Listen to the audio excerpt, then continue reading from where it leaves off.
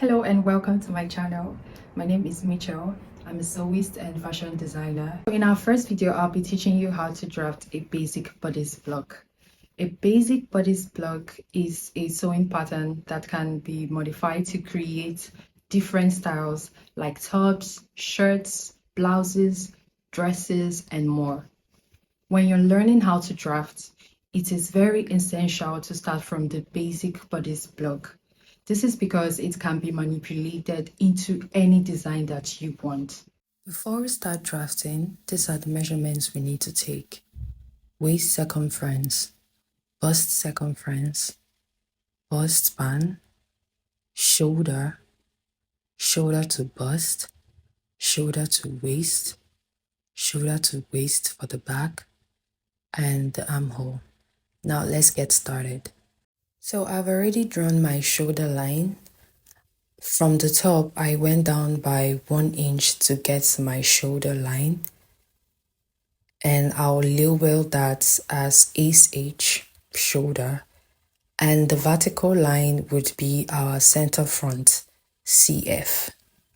The first measurement we are going to place on our draft is the shoulder to bust measurement. From the shoulder line, mark your shoulder to bust measurement. Also mark that across the horizontal axis.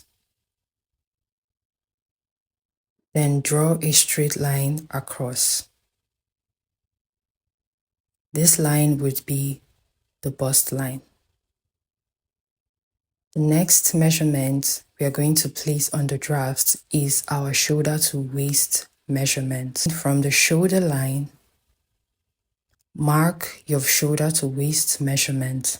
Also mark that across the horizontal axis. Now draw a straight line across. This line would be the waistline. A little disclaimer, we are not drafting this pattern in full, but in half. Have you ever wondered why sewing patterns are usually drafted in half and then cut on fold on the fabric? I'm going to explain why. Now let's assume this is the front and back of a top, and the top is divided into two. Since the design on both halves are very identical, we are only going to take one half. Now to cut this half in full, we have to place the fabric on fold. Then place the sewing pattern on the folded edge of the fabric and cut. And it just comes out full. Drafting sewing patterns in half saves our time and drafting paper. But there are cases where patterns are drafted in full. This happens if the design on one half is different from the design on the other half. Let's get back to drafting. The next measurement we are going to place on our draft is our shoulder measurement divided by 2. From the shoulder center front, mark your shoulder measurement divided by 2. Then we are going to take our neckline measurement. The standard neckline measurement for an adult is 3 by 3. 3 inches horizontally and 3 inches vertically. From the shoulder center front, mark 3 inches. Then also mark 3 inches on the vertical line. I'm going to label the points we just marked for clarity. The shoulder point is point A, the horizontal neckline is point B, and the vertical neckline is point C. Now connect point B and point C together with a curved ruler. You can take your time to make sure that point B and point C connect perfectly. We are going to create our shoulder slope. Our shoulders are not straight, they're a little slanted.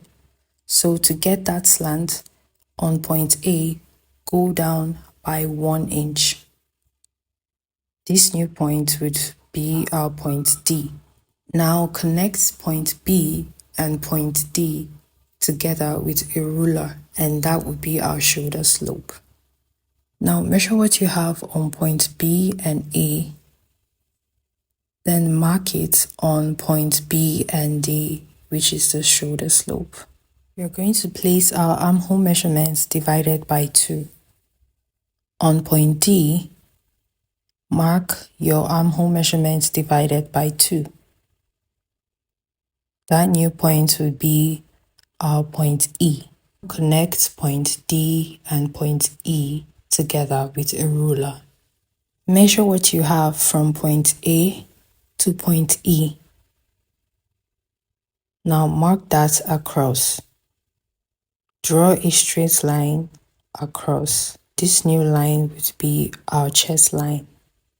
To get our darts, we need to place our bust span measurement divided by 2. On the bust center front, mark your bust span measurements divided by 2. And that would be point F. Also mark that measurement on the waistline, and that new point would be point G. Connect points F and G together with a ruler. Now mark 1 inch below point F. This point is the apex of the dart, point H. So the standard dart width is 1 inch. It can be more than that depending on how busty you are. 1 inch divided by 2 is half. Now place ½ inch on both sides of point G. These 2 new points is called the dart legs. Then connect the dart legs to point H. The next measurement we are going to place is our bust circumference divided by 4. So far, we've been dividing all our measurements by 2. So why is the bust circumference any special? Well, I'll give you a little explanation. Let's bring back our paper top. Remember, our front pattern is already divided into 2. Now, if we divide our back pattern into 2, we are going to have 1, 2, 3, 4 pieces. And that's why circumference measurements like the bust, waist, and hip is divided into 4. Okay, back to the draft. We are not going to place our bust circumference measurement divided by 4 on the bust line. We are going to place it on the chest line because our armhole curve stops at the chest line. If you place your bust circumference measurements on your bust line, that means the armhole curve is going to extend to the bust line, which would make the armhole wider. Remember, it was the armhole that created the chest line. That means the armhole curve should sit on the chest line and not on the bust line. After placing our bust circumference divided by 4 on the chest line, we are going to place our waist circumference divided by 4 plus the 1 inch dart on the waistline. Don't forget to add the 1 inch dart. If not, your bodice is going to be smaller than it should. So waist circumference divided by 4 plus 1 inch dart would be placed on the waistline, and that would be point J. Now connect point J to point I at the chest line. To get the armhole curve, mark the midpoint of point D and E. At this midpoint, go in by ½ inch. That would be point K. Now connect point D, K, and I together with a curved ruler to form the armhole curve. Our pattern is almost complete. Now to complete our pattern, we are going to add ½ inch seam allowance on the neckline, shoulder slope, armhole curve, side seam, and we are going to add 1 inch below the waistline.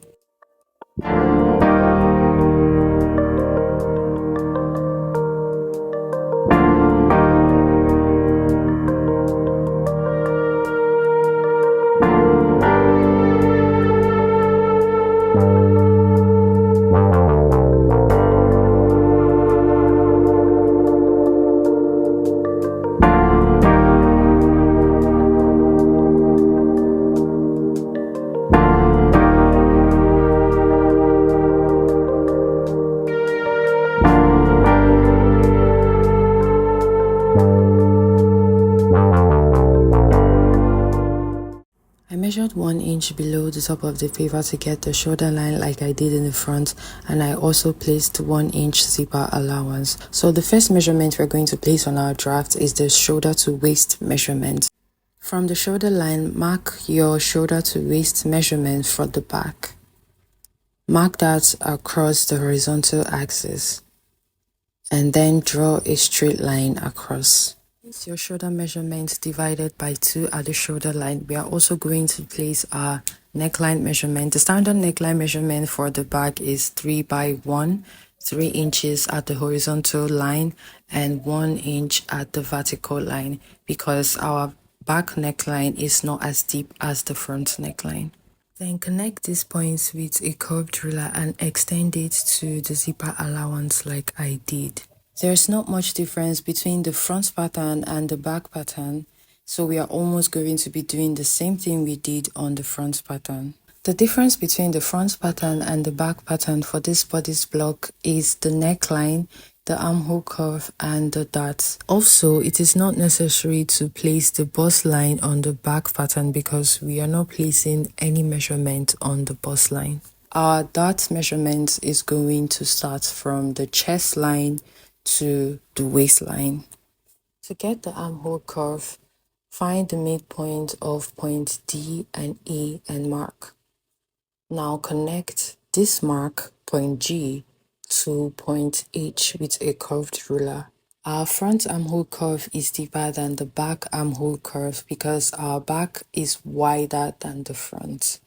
So the back armhole is less curvier, creating more ease to accommodate the wideness of the back.